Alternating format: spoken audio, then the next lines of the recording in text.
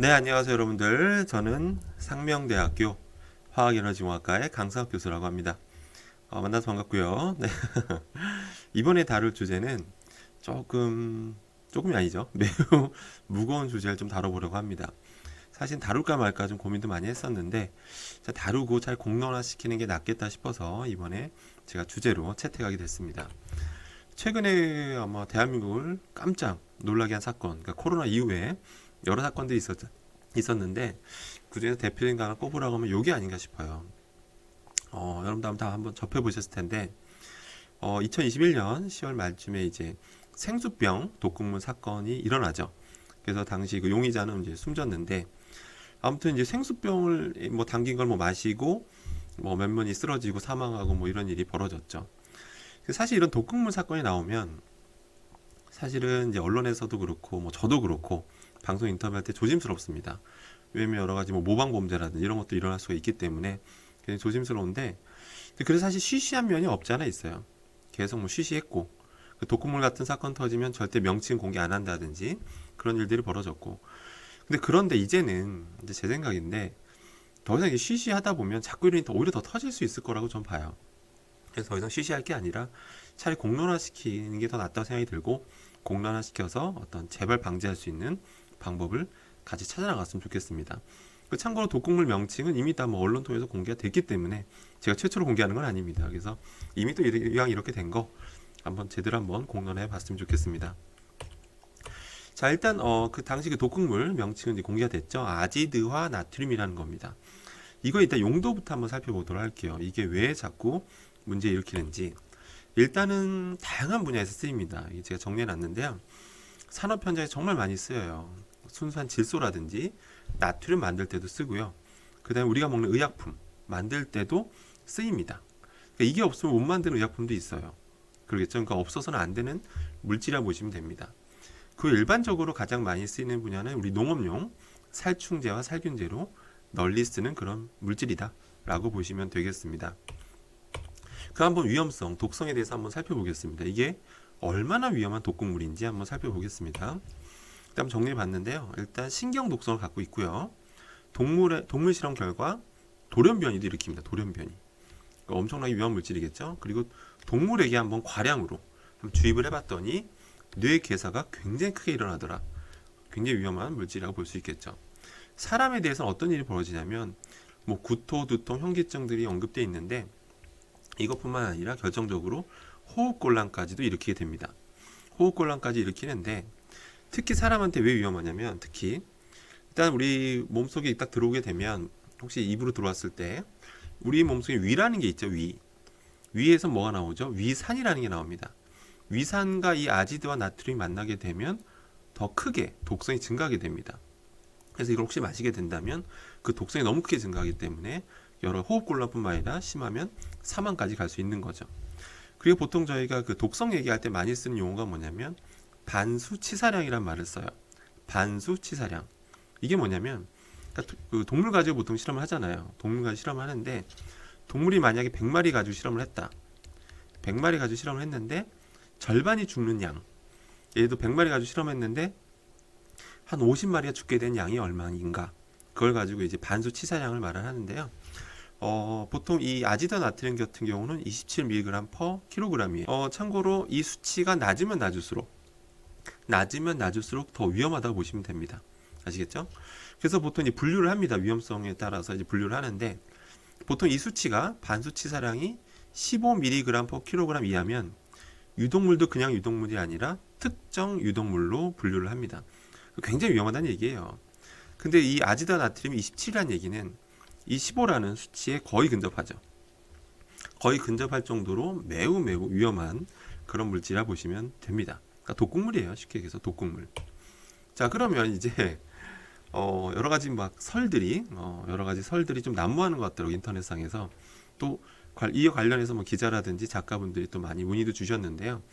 여러 가지 궁금하신 것들이 많으신 것 같더라고요. 또 일반인 분들도 제게 여러 가지 아주 뭐 가능성에 대해서 여러 가지 문의를 주셨는데 특히 궁금증 하나 많이 저한테 질문 주셨던 게 뭐냐면 피해자 혈액에서는 독극물이 안 나왔어요. 독극물이 나왔어요. 독극물이 나왔는데 독극물이 나왔는데 그 생수병을 조사해 보니까 독극물이 검출이 안 됐어요. 이해되세요? 그러니까 생수병 테러 사건인데 그 혈액, 피해자 혈액에서는 뭐라고요? 그게 나왔단 말이야. 독극물이 나왔는데 정작 그 사람이 마신 생수병에서 안 나왔단 말이에요. 이것 때문에 처음에 경찰에서도 굉장히 많이 혼란스러웠던 걸로 알고 있습니다. 이게 아닌가? 막 이런 생각이 아마 들었을 거예요. 그래서 많은 질문이 뭐였냐면, 이게 원래 다른 물질, 그러니까 예를 들어 별표라고 할게요. 그러니까 아지드와 나트륨이 아니라 별표란 물질을 쓴 거죠.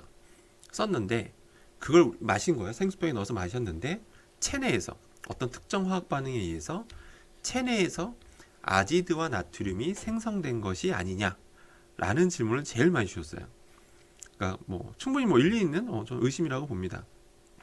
저도 이거에 대해서 질문 들어왔을 때 여러 가능성, 화학 반응에 대해서 한번 경우의 수를 다 따져봤습니다.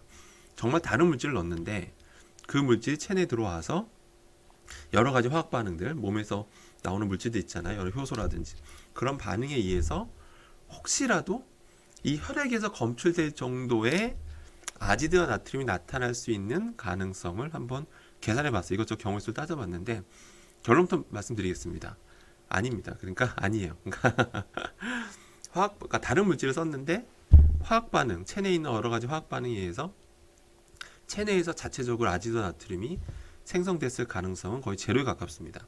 예, 도저히 거의 없어요. 자, 이것저것 뭐 별의별 경우의 수를 다 따져봤는데 그 이분이 뭐 다른 것도 마셨다고 하잖아요. 그러니까 그런 것도 거기에 쓰이는 물질까지 다 경우의 수를 따져봤는데 그래도 혈액에서 나올 정도의 독극물이 나오기는 어렵다. 그러니까 불가능하다. 그래서 결론은 생수병에 탔다는 게 아니라는 겁니다. 그러니까 생수병에 아지드 나트륨을 탄 게 아니라는 거예요.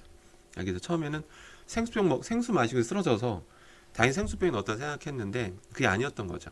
이해되시죠? 그러니까 생수병 먹고 쓰러진 건 맞는데 그 전에 먹은 물질 때문이라고 보시면 되는 겁니다. 그래서 뭐 여러 가지 뭐 그 전에 제가 뭐 드셨는지 모르겠는데 뭐 탄산음료인지 커피인지 모르겠는데 그 안에 들어갔을 가능성이 크다. 이렇게 보시면 되는 겁니다. 그다음 또 이런 질문도 은근 많이 주시더라고요. 그러니까 이런 거죠.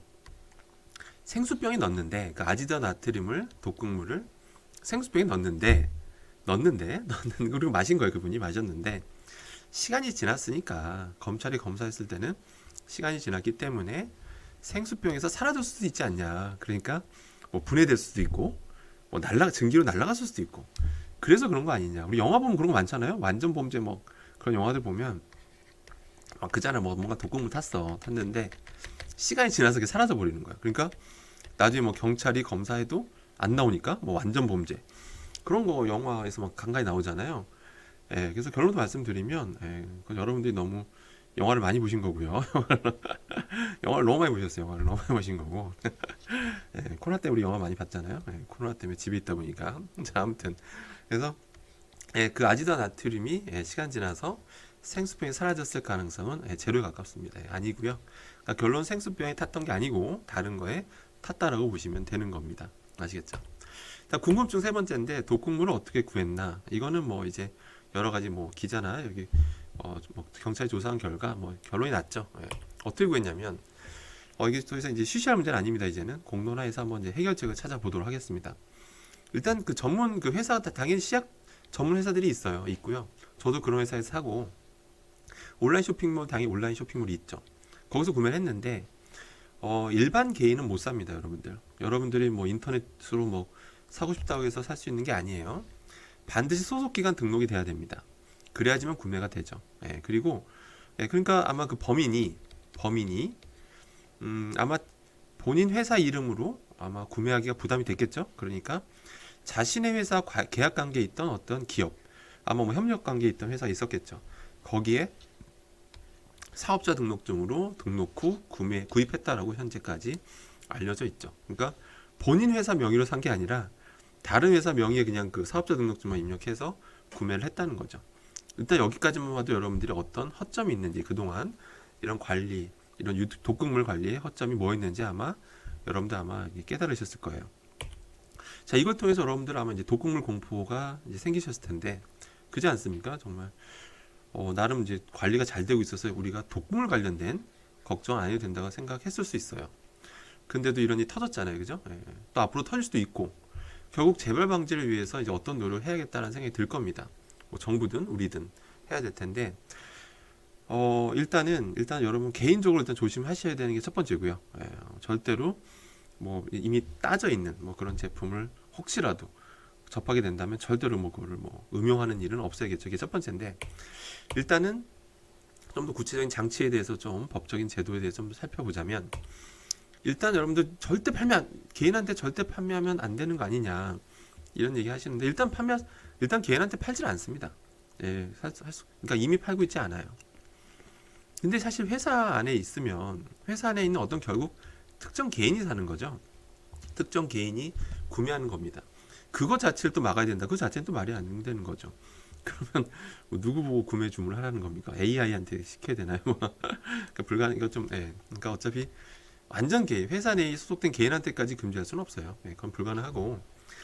그 다음에 요거는 꼭 해야 된다고 봅니다.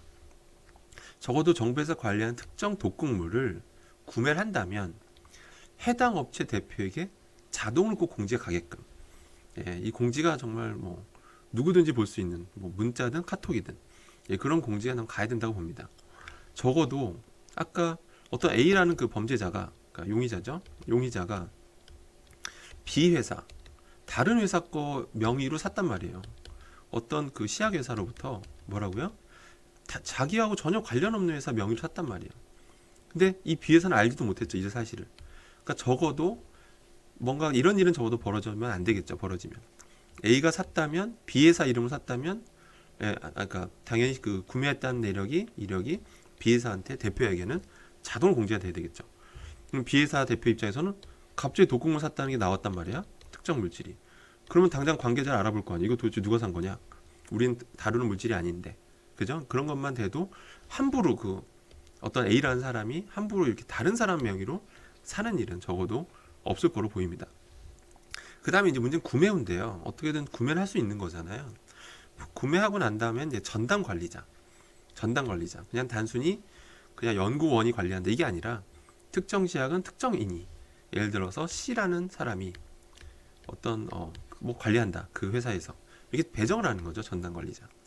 지금도 관리하는 그런 전담 관리자가 있는 회사들이 있는데 진짜 관리만 해요. 그러니까 좀 더 엄격한 관리가 필요하다는 겁니다. 제 말은 반드시 그날 사용하는 사람은 사용자 다 기재를 하고 사용량 C라는 사람이 관리를 하는데 D라는 사람이 요청하면 뭐 몇 그램 필요합니까? 몇 그램만 딱 제공해 주는 거죠. 그런 식으로 철저히 관리를 하는 겁니다. 그리고 혹시 이게 어떤 또 외부인들 가끔가다 이런 일도 있을 수 있거든요.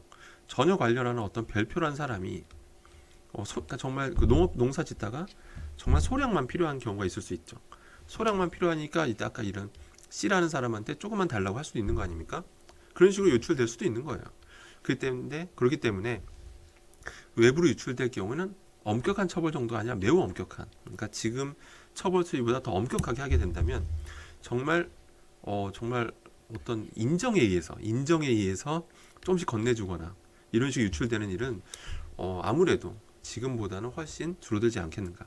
그래서 이 전담 관리자한테 꽤 많은 책임을 부여하게 되면 전담 관리자가 더 엄격하게 관리할 수밖에 없어요. 그래서 유출되는 거에 더 신경 쓸 수밖에 없으면 적어도 지금보다는 이런 독극물 테러 사건이 일어날 가능성은 줄어들 거라고 보입니다. 그래서 이런 게 다 되려면 원래 법적이라든지 행정적인 절차들이 생각보다 시간이 좀 걸립니다. 그렇기 때문에 그 전까지는 아마 우리들 스스로가 조심해야 되겠죠. 그래서 오늘 주제는 좀 무거운 주제였는데요. 여기까지 다루도록 하겠습니다. 이상입니다.